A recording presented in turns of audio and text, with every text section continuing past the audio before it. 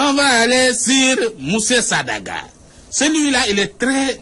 Ce que Moussé Ahmed Khalifa Niasse a dit. Moussé Irandaw a dit que vraiment, il veut faire juboler Monsieur Tchonsek et l'autre Assane Ndiaye, mais lui avec Ahmed Khalifa Niasse là, il ne fait pas le jubo, il ne fait pas la paix. wax na dëgg moom mi nga xam ne rek moom moo di Oustaz Iran Ndaw ndax nit bu la tuutalee nag ndax doo jubóo moom yow laa àndal yow mi nga xam ne rek moom moo di Oustaz Iran Ndaw nee na mën naa jubóo ñëpp waaye du jubóo ki nga xam ne rek moom moo di Ahmed Khalifa Niasse ndax nag di ko tuutaloon.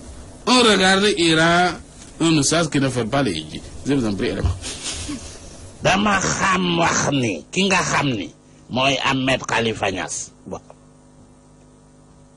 jubóowu maag moom tey jubóowu maag moom la koo xam ni dafa taxaw toroxal ma tuutal ma yëkkati ay kàddu wax ni man Iran Ndaw jànguma dara feruma ijji ba noppi ñu naan ma jubóog moom Tchonsek maa ko jubóole ak Assane Ndiaye loolu sama warugar la boo xam ni def naa ko jubale Tchonsek ak Assane Ndiaye waaye Ahmed Khalifa Niasse de nii la ma tuutalee de tuutal ma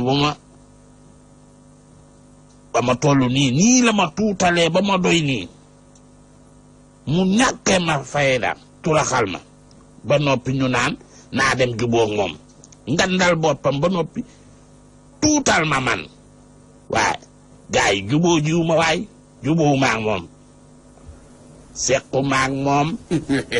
Donc Oustaz Iran Ndaw il refuse d'aller chez Ahmed Khalifa Niasse pour faire la paix. wax na dëgg ku la tuutal doo jubóog moom. Ah bon? waaw.